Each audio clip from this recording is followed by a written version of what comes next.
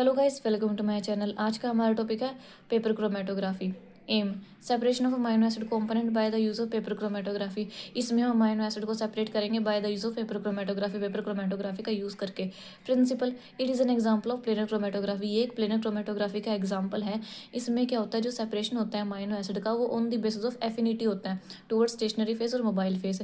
इसमें mobile phase butanol, acetic acid और water का मिक्सचर हम यूज़ करते हैं। स्टेशनरी फेज में वोटमैन पेपर को यूज़ करते हैं। ठीक है, इनका क्या करें, हम सॉल्यूशन प्रिपेयर कर लेंगे एक और वोटमैन पेपर के ऊपर क्या करेंगे, अपने सैंपल अप्लाई करने के बाद उसे जो हमारा सोलवेंट फेज था, जो हमारा सोलवेंट सोल्यूशन था, उसमें रख देंगे और कैपिलरी रिएक्शन के थ्रू उसका मूवमेंट होगा।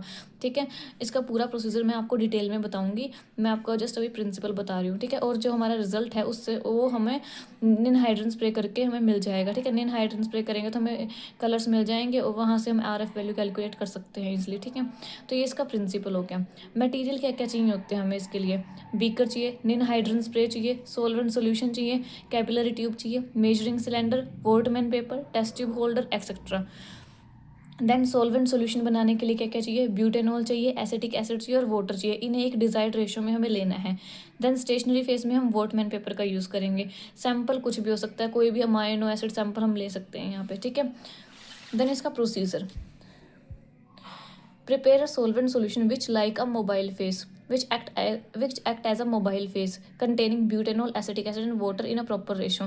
हम एक solvent solution को prepare करेंगे जिसमें butanol, acetic acid और water को एक proper ratio में डाल लेंगे। ठीक है, solution हम क्या करेंगे, solvent solution prepare करके रख लेंगे। ठीक है, then हम क्या करेंगे, वॉटमैन पेपर लेंगे।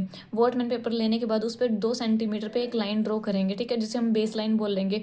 और उसके ऊपर जो हमारा वॉटमैन पेपर था उसमें फ्रंट पे भी हम एक सबसे ऊपर एक लाइन ड्रॉ करेंगे जिसे हम फ्रंट लाइन बोल लेंगे। ठीक है, और इसके बाद हम क्या करेंगे, जो बेस लाइन थी उसके ऊपर हमें क्या करना है, अपने जो सैंपल्स थे, अमाइनो एसिड के सैंपल थे, वो हम माइक्रो पाइपेट की हेल्प से क्या करेंगे, उस पर अप्लाई कर देंगे।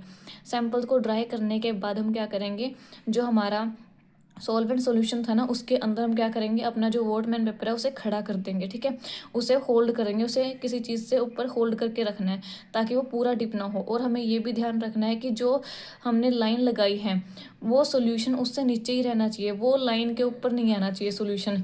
ठीक है, इतना ही डिप होना चाहिए कि वो लाइन उसमें डूबे ना। ठीक है, जो सोल्यूशन है उस लाइन के नीचे नीचे ही रहे, और ताकि जो हमारे सैंपल है, अगर सैंपल उसमें डूब गए तो जो हमारे सैंपल होंगे वो फैल जाएंगे और कुछ भी रिजल्ट नहीं आएगा। अगर आया भी तो वो रिजल्ट क्लियर नहीं होगा, कुछ भी क्लैरिफाई उससे नहीं होगा। ठीक है, तो हमें ध्यान रखना है कि जो हमारे जो वो बेस लाइन हमने ड्रॉ किया वो डिप नहीं होनी चाहिए सोलवेंट सोल्यूशन में। ठीक है, उसे खड़ा करके रख देंगे। देन क्या करेंगे हम, कैपिलरी रिएक्शन के थ्रू क्या होगा, जो सोलवेंट सोल्यूशन था वो ऊपर की तरफ मूव करना शुरू करेगा। ठीक है, जब वो फ्रंट लाइन तक पहुंच जाएगा सोल्यूशन, तब हमें क्या करना है, हमारे जो वॉटमैन पेपर था उसे निकालना है। निकालने के बाद उसे ड्राई करना है। ड्राई करने के बाद उस पर क्या करेंगे, हम निन हाइड्रोजन सोल्यूशन का स्प्रे कर देंगे।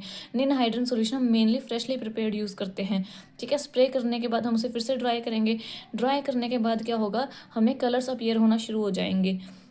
ठीक है, अब कलर्स अपीयर होना शुरू हो जाएंगे तो हम क्या करेंगे, उसकी RF वैल्यू कैलकुलेट कर लेंगे। ठीक है, RF वैल्यू क्या होती है? RF का मतलब होता है रिटेंशन फैक्टर, जो कि हर एक अमाइनो एसिड के लिए डिफरेंट होता है। ठीक है, तो यहाँ से RF वैल्यू का फॉर्मूला हमारे पास ये है, distance travelled by solute front upon distance travelled by solvent front. इस फॉर्मूले का यूज़ करके हम क्या करेंगे, अपना जो भी अमाइनो एसिड था उसकी RF वैल्यू कैलकुलेट कर लेंगे। और RF वैल्यू हर एक अमाइनो एसिड के लिए डिफरेंट होती है, तो हमें पता चल जाएगा कि हमने कौन सा अमाइनो एसिड यूज़ किया है। ठीक है, इसका मैं एक बार आपको डायग्राम दिखा देती हूँ। ये है पेपर क्रोमेटोग्राफी का डायग्राम। ये हमारा ग्लास चैम्बर है जिसमें हमने क्या करा है, ये सोलवेंट सोल्यूशन डाला है जिसे हमने मोबाइल फेस की तरह यूज़ किया है। ठीक है, ये हमारी बेस लाइन है। इसको हमें इस सोलवेंट सोल्यूशन में डिप नहीं होने देना है। दिख रहा होगा आपको, ये जो सोल्यूशन है वो इस बेस लाइन के नीचे नीचे ही है, और इस बेस लाइन के ऊपर हमने सैम्पल्स अप्लाई किए हैं। ठीक है, ये हमारे सैम्पल्स हैं। देन हमने यहाँ पर ये फ्रंट लाइन ड्रॉ की है, ये फ्रंट लाइन है। ठीक है, यहाँ तक हमें अपना जो सैम्पल है, जो हमारा सोलवेंट सोल्यूशन है, उसे मूव करवाना है। जब वो यहाँ तक पहुँच जाएगा तो हमें इसे बाहर निकालना है। ठीक है, इसको ये वॉटमैन पेपर है जिसे हमने अगर स्टेशनरी फेस की तरह यूज़ किया है। होपफुली आपको समझ में आया होगा। ठीक है, अगर आपको वीडियो अच्छी लगी हो तो लाइक कीजिए, सब्सक्राइब कीजिए। Thank you.